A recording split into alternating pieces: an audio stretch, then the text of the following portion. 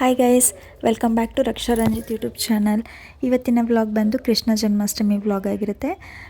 ಎಲ್ಲರಿಗೂ ಕೃಷ್ಣ ಜನ್ಮಾಷ್ಟಮಿ ಹಬ್ಬದ ಶುಭಾಶಯಗಳು. ಈ ವ್ಲಾಗ್ ತುಂಬಾ ಲೇಟಾಗಿದೆ. ಕೃಷ್ಣ ಜನ್ಮಾಷ್ಟಮಿಯಾಗಿ 1 ವೀಕ್ ಆದ್ರ ಮೇಲೆ ಅಪ್ಲೋಡ್ ಮಾಡ್ತಾ ಇದ್ದೀನಿ. ಸ್ವಲ್ಪ ಪಾಪು ಹುಷಾರಿಲ್ಲ, ಸೊ ಅದು ಇದು ಕೆಲಸದ ನಡುವೆ ವ್ಲಾಗ್ ಹಾಕೋಕ್ಕೆ ಆಗಿರಲಿಲ್ಲ.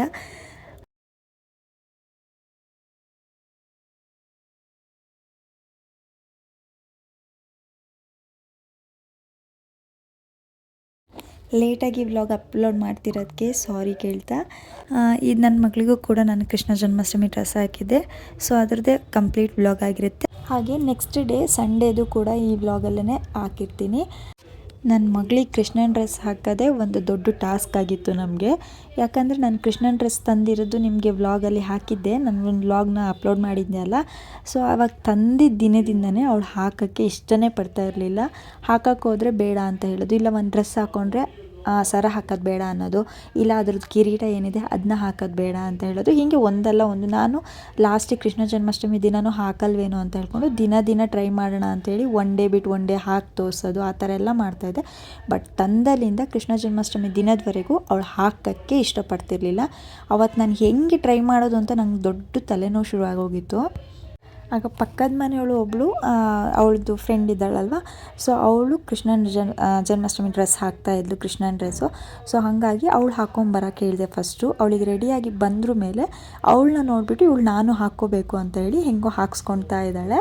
ಫಸ್ಟಿಗೆ ನಾನು ಅವಳದ್ದು ಧೋತಿನ ಹಾಕಿಬಿಟ್ಟು ಕೈಗೆಲ್ಲ ಕಟ್ಟಿ ಶಲ್ಯನ ಫಸ್ಟ್ ಈ ಟೈಪಲ್ಲಿ ಹಾಕಿದ್ದೆ, ಕ್ರಾಸ್ ಮಾಡಿ. ಅದನ್ನು ಹೆಂಗೆಂಗೋ ಮಾಡಿ ಹಾಕ್ಸ್ಕೊಳ್ತಾ ಇದ್ದಾಳೆ. ನೀವೇ ನೋಡ್ತಿರ್ಬೋದು ಎಷ್ಟು ಕೀಟ್ಲೆ ಕೊಡ್ತಾ ಇದ್ದಾಳೆ ಅಂತ. ಆದರೂ ಮಕ್ಕಳಿಗೆ ಏನಾದರೂ ಫ್ಯಾನ್ಸಿ ಡ್ರೆಸ್ ಹಾಕೋದೆಲ್ಲ ಎಷ್ಟು ಕಷ್ಟ ಅಲ್ವಾ ತಾಯಂದ್ರಿಗೆ. ಆದರೂ ನನಗೂ ಒಂದು ಹಠ ಇತ್ತು, ನಾನು ಅವಳಿಗೆ ಈ ಸತಿ ಕೃಷ್ಣನ ಡ್ರೆಸ್ ಹಾಕಲೇಬೇಕು ಅಂತ. ಯಾಕಂದರೆ ಲಾಸ್ಟ್ ಟೈಮ್ ಕೂಡ ಅವಳಿಗೆ ಹಾಕೋಕ್ಕಾಗಿರಲಿಲ್ಲ. ಸೊ ನಾನು ನೋಡಬೇಕು ಕೃಷ್ಣನ ಡ್ರೆಸ್ಸಲ್ಲಿ ಹೆಂಗೆ ಕಾಣ್ತಾಳೆ, ಎಷ್ಟು ಚೆನ್ನಾಗಿ ಕಾಣ್ತಾವಲ್ಲ ಮಕ್ಕಳೆಲ್ಲ. ಸೊ ನನಗೂ ಒಂದು ಆಸೆ ಇತ್ತು, ನನ್ನ ಮಗಳಿಗೂ ಹಾಕಬೇಕು ಅನ್ನೋದು. ಬಟ್ ಹಾಕದೆ ಬಿಡಲಿಲ್ಲ. ಅವಳು ಎಷ್ಟೇ ತರಲೆ ಮಾಡಿದ್ರು ನಾನು ಹೆಂಗೆಂಗೋ ಪಾಲಿಷ್ ಮಾಡಿ ಏನೇನೋ ಹೇಳಿ ಏನೇನೋ ಮಸ್ಕ ಹೊಡೆದು ಹಾಕ್ತಾ ಇದ್ದೀನಿ.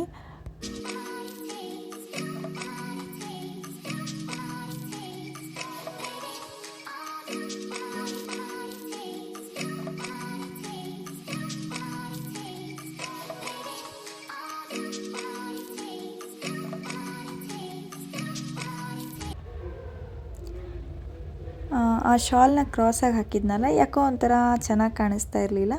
ಬೇಡ ನೋಡೋಣ ಅಂತ ಹೇಳಿ ಬಿಚ್ಚಿಬಿಟ್ಟು 2 ಸೈಡು ಹಾಕ್ತಾರಲ್ಲ, ಆ ಥರ ಸೈಡ್ ಹಾಕೋಣ ಅಂತ ಹೇಳಿ ಹಾಕಿದೆ. ಇದು ನಮ್ಮ ಪಕ್ಕದ ಮನೆಯವಳು ನಿಷ್ಠಾ ಅಂತ ಹೇಳಿಬಿಟ್ಟು, ಅವಳು ಹಿಂದಿಯವರು. ಅವಳು ಫುಲ್ ರೆಡಿಯಾಗಿ ಫುಲ್ಲು ಮಿಂಚ್ತಾ ಇದ್ಲು.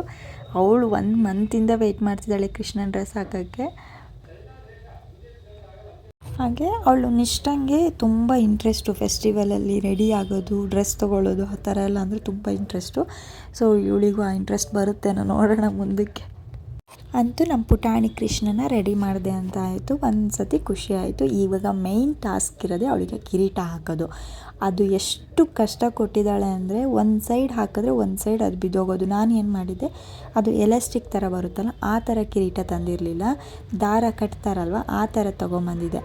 ನಾನು ಮಾಡಿದ ಮಿಸ್ಟೇಕ್ ಅದು. ಫಸ್ಟ್ ಎಲಾಸ್ಟಿಕ್ಕಿಂತ ತಂದಿರೆ ಅದು ಆರಾಮಲ್ಲಿ ಹಾಕ್ಬೋದಿತ್ತು ಅವಳಿಗೆ. ಬಟ್ ತಂದಾಗಿತ್ತಲ್ವ, ಏನು ಮಾಡೋದು, ಮತ್ತು ಇನ್ನೊಂದು ಬೇಡ ಅಂತ ಹೇಳಿ ಅದನ್ನೇ ಹೆಂಗೋ ಅಡ್ಜಸ್ಟ್ ಮಾಡಿ ಹಾಕಿದೆ. ಕಿರೀಟ ಹಾಕೋಕ್ಕೂ ಮುಂಚೆ ಅವಳಿಗೆ ಹಣೆದೆಲ್ಲ ಇಟ್ಕೊಂಬಿಡೋಣ ಅಂತ ಹೇಳಿ ಇಡಿಸ್ತಾ ಇದ್ದೀನಿ. ಅದನ್ನೆಲ್ಲ ನೀಟಾಗಿ ಇಟ್ಕೊಳ್ತಾಳೆ. ಡೈಲಿ ಎಲ್ಲ ಹಣೆಗೆ ಬೊಟ್ಟು ಇಡ್ಸ್ಕೊತಾಳಲ್ಲ, ಅದನ್ನೆಲ್ಲ ನೀಟಾಗಿ ಇಡ್ಸ್ಕೊತಾಳೆ. ಅದರದ್ದೇನು ಪ್ರಾಬ್ಲಮ್ ಇಲ್ಲ. ಬಟ್ ಕಿರೀಟದ್ದೇ ಇವಾಗ ಪ್ರಾಬ್ಲಮ್ ಆಗಿದ್ದು ನಮಗೆ.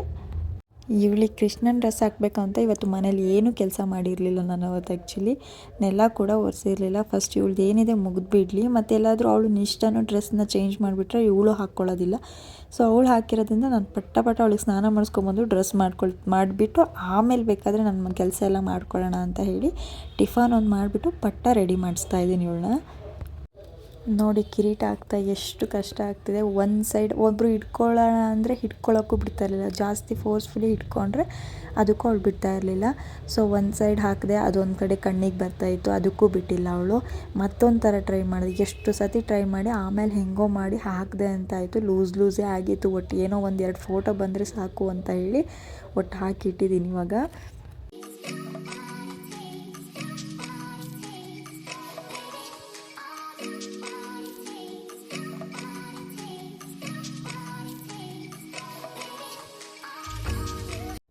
ಅವಳು ಹೆಂಗೋ ಆರಾಮಲ್ಲಿದ್ಲಲ್ವ, ಸೊ ಆವಾಗಲೇ ಒಂದು 2 ಫೋಟೋ ತೊಗೊಂಡ್ಬಿಡೋಣ ಅಂತೇಳಿ ನಮ್ಮ ಮನೆ ಮುಂದೆನೇ ಒಂದು ಸ್ವಲ್ಪ ತೊಗೊಂಡ್ಬಿಟ್ವಿ ನೋಡೋಣ ಅಂತ. ಅವಳು ಅದಕ್ಕೂ ನಿಲ್ತಾ ಇರಲಿಲ್ಲ.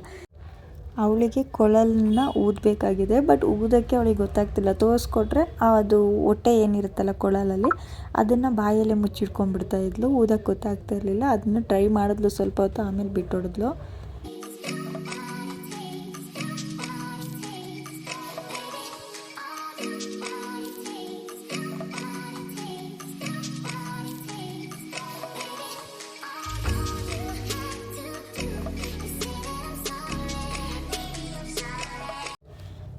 ನೋಡೋಣ, ಟೆರೆಸ್ ಮೇಲೆ ತೆಗಿಯೋಣ ಅಂತ ಹೇಳಿ ಟೆರೆಸ್ ಮೇಲೆ ಕರ್ಕೊಂಡು ಹೋಗ್ತಾ ಇದ್ದೀವಿ. ಅಲ್ಲಿ ತೆಗ್ದುಬಿಡೋಣ ಅಂತ ಹೇಳಿ ಅಲ್ಲೊಂದು ಸ್ವಲ್ಪ ಫೋಸ್ ಕೊಟ್ಟಳು. ಅಂದರೆ ರೀಲ್ಸಿಗೆ ಆ ಥರ ಎಲ್ಲ ವೀಡಿಯೋ ತೊಗೊಂಡ್ರು ನಮ್ಮ ಮನೆಯವರು.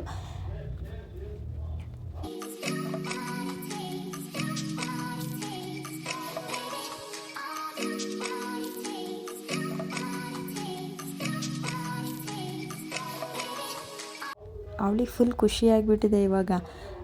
ಡ್ರೆಸ್ ಹಾಕೋದ್ರ ಮೇಲೆ ತುಂಬ ಖುಷಿ ಆಯಿತು. ಹಾಕೋಕ್ಕೂ ಮುಂಚೆ ಸ್ವಲ್ಪ ತರಲೆ ಮಾಡ್ತಿದ್ಲು. ಮೊದಲೆಲ್ಲ ಅಂತೂ ಆ ಡ್ರೆಸ್ ಕಲರ್ ಕಂಡ್ರೆ ಹಾಕ್ತಿರ್ಲಿಲ್ಲ, ಹಂಗೆ ಮಾಡೋಳು.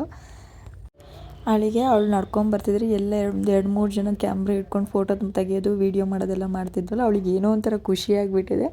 ಏನೋ ಒಂಥರ ಫೋಸ್ ಕೊಡೋದು, ಸ್ಮೈಲ್ ಕೊಡೋದು, ಆ ಥರ ಎಲ್ಲ ಮಾಡ್ಕೊಂಡು ಬರ್ತಾ ಇದ್ದಾಳೆ. ನಾವು ಅವಳು ಹೆಂಗೆ ಬರ್ತಾಳೋ, ಹೆಂಗೆ ಪೋಸ್ ಕೊಡ್ತಾಳೋ ಅದೇ ಥರ ತೆಗಿಯೋಣ ಅಂತ ಸುಮ್ಮನೆ ಆದ್ವಿ. ಅವಳಿಗೆ ಜಾಸ್ತಿ ಟಾರ್ಚರ್ ಕೊಡೋಕ್ಕೋಗಿಲ್ಲ. ಟಾರ್ಚರ್ ಕೊಟ್ಟರೆ ತೆಗಿ ಅಂದ್ಬಿಟ್ರೆ ಮತ್ತು ಕಷ್ಟ ಅಂತ ಹೇಳಿ ಅವಳು ಹೆಂಗೆ ಬರ್ತಾಳೋ ಹಾಗೆ ತೆಗಿತಾ ಇದ್ದೀವಿ ಸುಮ್ಮನೆ. ನಮ್ಮ ಪುಟಾಣಿ ಕೃಷ್ಣಂಗೆ ತುಳಸಿ ಎಲೆ ಅಂದರೆ ತುಂಬ ಇಷ್ಟ. ನಮ್ಮ ಮನೆ ಮುಂದೆ ಅಂದರೆ ತುಳಸಿ ನೆಟ್ಟಿದ್ದೀನಲ್ಲ ಗಿಡನ, ಅದನ್ನು ಕೂಡ ಯಾವಾಗಲಾದ್ರು ಎತ್ಕೊಂಡಾಗ ತುಳಸಿ ಎಲೆ ಕಿತ್ಕೊಂಡು ತಿಂತಾ ಇರ್ತಾಳೆ. ಇಲ್ಲೂ ತುಳಸಿ ಎಲೆ ಕಾಣಿಸ್ತಲ್ಲ, ಅದನ್ನು ಕಿತ್ಕೊಳ್ಳೋಕೆ ನೋಡ್ತಾ ಇದ್ದಾಳೆ ತಿನ್ನೋಕ್ಕೆ. ಅವಳಿಗೆ ತುಳಸಿ ಎಲೆ ತಿನ್ನೋಕ್ಕೆ ತುಂಬ ಇಷ್ಟ. ಹಾಗೆ ನೋಡೋಣ, ನಮ್ಮನೆ ಕೆಳಗೆ ಒಂದು ಫೋಟೋ ಸ್ಟುಡಿಯೋ ಇತ್ತು. ಸೊ ಅಲ್ಲೇ ಒಂದೆರಡು ಫೋಟೋ ಕ್ಲಿಕ್ ಮಾಡಿಸ್ಕೊಂಬರೋಣ ಅಂತ ಹೇಳಿ ಹೋದ್ವಿ. ಅಲ್ಲೂ ನಿಲ್ಲಿಸ್ಬೇಕಾದ್ರೆ ತುಂಬ ಕಷ್ಟ ಆಯಿತು. ಹೆಂಗೆಂಗೋ ಮಾಡಿ ನಿಲ್ಲಿಸಿ ಒಂದು 4-5 ಫೋಟೋ ತೆಗ್ಸ್ಕೊಂಬಂದ್ವಿ. ಅದು ಫೋಸ್ ಹೆಂಗೆ ಮುಖ ಊದಿಸ್ಕೊಂಡು ಹೆಂಗೆಂಗೋ ಮಾಡಿಕೊಟ್ಟಿದ್ದಾಳೆ. ಸಾಕು ಅಷ್ಟಾದ್ರು ಫೋಸ್ ಕೊಟ್ಲಲ್ಲ ಅಂತ ಹೇಳಿ ಮತ್ತೆ ಆಮೇಲೆ ಹೆಂಗೆಂಗೋ ಮಾಡಿ ತೆಗ್ಸ್ಕೊಂಬಂದ್ವಿ.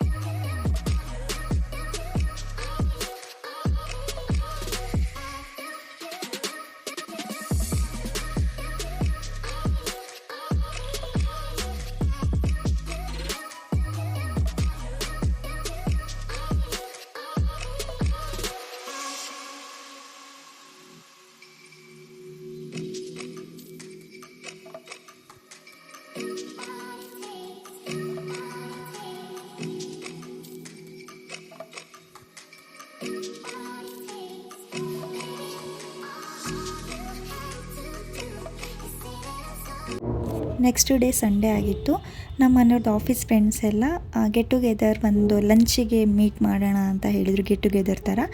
ಸೊ ಅವ್ರದ್ದು ವೈಫ್ ಎಲ್ಲ ಊರಿಂದ ಬಂದಿದ್ರಂತೆ. ಸೊ ಹಾಗಾಗಿ ನಮ್ಮ ಮನೆಯವರು ಇಲ್ಲೇ ಇದ್ರಲ್ವ, ನಾವು ಇಲ್ಲೇ ಇದ್ವಲ್ಲ, ಕೇಳಿಬಿಟ್ಟು ತುಂಬ ದಿನದಿಂದ ಪ್ಲ್ಯಾನ್ ಮಾಡ್ತಾಯಿದ್ರು. ಸೊ ಅದಕ್ಕೆ ಹೋಗಿ ಬರೋಣ ಅಂತ ಹೇಳಿ ಎಲ್ಲರೂ ಮೀಟ್ ಮಾಡೋಣ ಅಂತ ಹೇಳಿ ಹೊರಟಿದ್ವಿ. ಸುಮ್ಮನೆ ಒಂದು ಲಂಚಿಗೆ ಮೀಟ್ ಮಾಡಿದಷ್ಟೇ. ಲಂಚ್ ತಿನ್ಕೊಂಡು ಸ್ವಲ್ಪ ಮಾತಾಡಿಕೊಂಡು ಮಕ್ಕಳೆಲ್ಲ ಚೆನ್ನಾಗಿ ಆಟಾಡ್ತಾಯಿದ್ರು.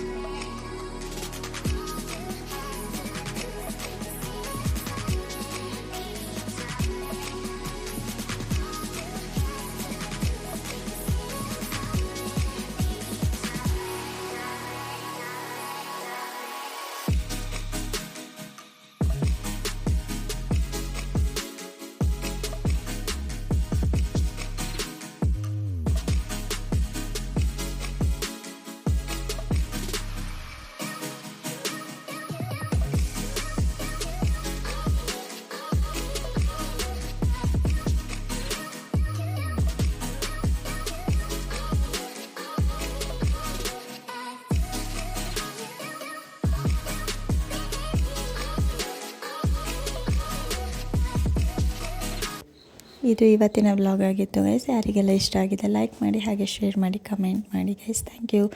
ನೆಕ್ಸ್ಟ್ ವ್ಲಾಗಲ್ಲಿ ಸಿಗೋಣ. ಬಾಯ್ ಬಾಯ್.